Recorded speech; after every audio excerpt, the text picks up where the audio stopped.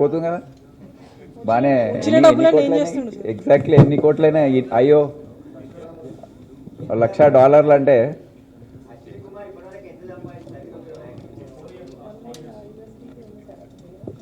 అతని అకౌంట్ వివరాలు తెలియజేసుకుంటే ఆయన క్రిప్టో వ్యాలెట్లో $1,00,000 ఇప్పటివరకు అయితే మాకు దొరికాయి.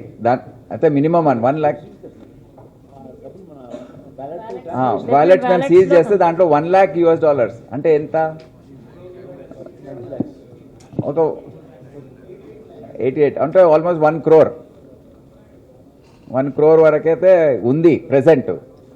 ఎంత చేశాడు అనేది ఇంట్రోగేషన్లో మనం చెప్పాడా? దీనిలో అంటే డిఫరెంట్ వ్యాలెట్స్ ఉన్నాయి సార్, ఒక్కో వ్యాలెట్లో స్టోర్ చేశాడు. అదే టోటల్ కలిపి ఎంత ఉంది? అంతే సార్, డిస్క్లోజ్ అయిన వ్యాలెట్స్లో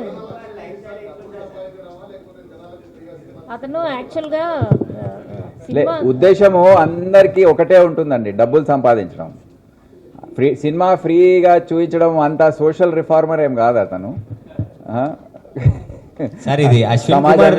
సమాజ సేవ అనే ఆలోచన ఏం లేదు.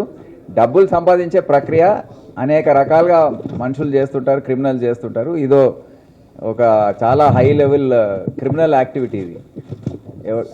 సార్ అక్యూజ్ నుంచి ఏమైనా అమౌంట్ రికవర్ ఏమైనా అయిందా సార్?